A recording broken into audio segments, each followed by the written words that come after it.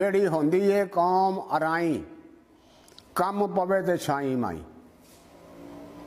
ਜਿਹੜੀ ਹੁੰਦੀ ਏ ਕੌਮ ਅਰਾਈ ਕੰਮ ਪਵੇ ਤੇ ਛਾਈ ਮਾਈ। ਕਦੇ ਵੀ ਇਹ ਵਫਾਦਾਰ ਨਹੀਂ ਹੁੰਦੇ, ਮਹਿਰ ਕਿਸੇ ਦੇ ਯਾਰ ਨਹੀਂ ਹੁੰਦੇ।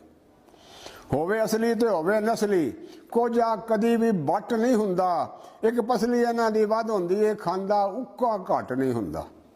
ਇੱਕ ਪਸਲੀ ਇਹਨਾਂ ਦੀ ਵੱਧ ਹੁੰਦੀ ਏ, ਖਾਂਦਾ ਉੱਕਾ ਘੱਟ ਨਹੀਂ ਹੁੰਦਾ।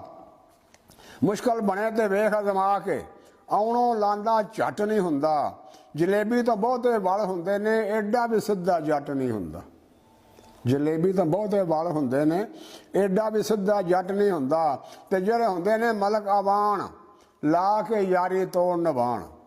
ਜਿਹੜੇ ਹੁੰਦੇ ਨੇ ਮਲਕ ਤੇਲੀ, ਕਦੇ ਕਿਸੇ ਦੇ ਬਣੇ ਨੇ ਬੇਲੀ। ਉਹ ਸੈਦਾਂ ਤੋਂ ਮੈਂ ਸਦਕੇ ਜਾਵਾਂ, ਚੁੰਮ ਚੁੰਮ ਜੁੱਤੀਆਂ ਸੀਨੇ ਲਾਵਾਂ। ਰੁਤਬਾ ਇਹਨਾਂ ਦਾ ਕਲੀ